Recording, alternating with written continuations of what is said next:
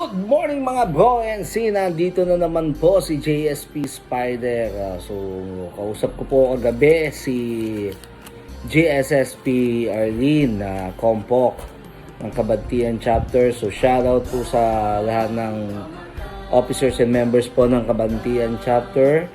Shoutout po sa inyong lahat dyan.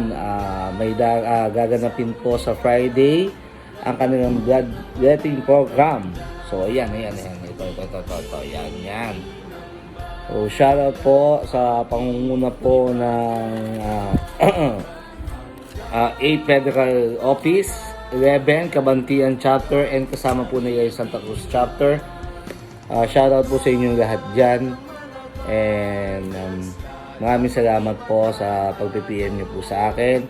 So, yun po yung gaganapin nyo sa Friday na bloodletting program.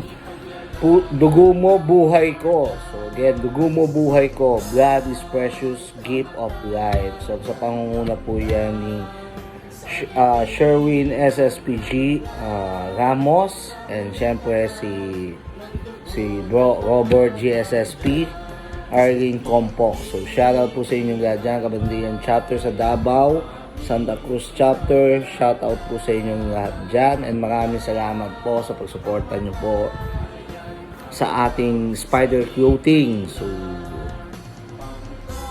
maraming salamat po sa inyo, and God bless po.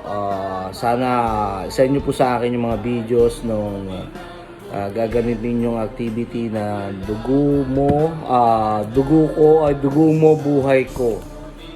So send nyo po yung pictures and activities na ilagay po natin sa ating mga platforms. So, may Facebook and YouTube, lalagay po natin yan doon. Maraming salamat again. God bless you all. Saludo po ako sa inyong lahat.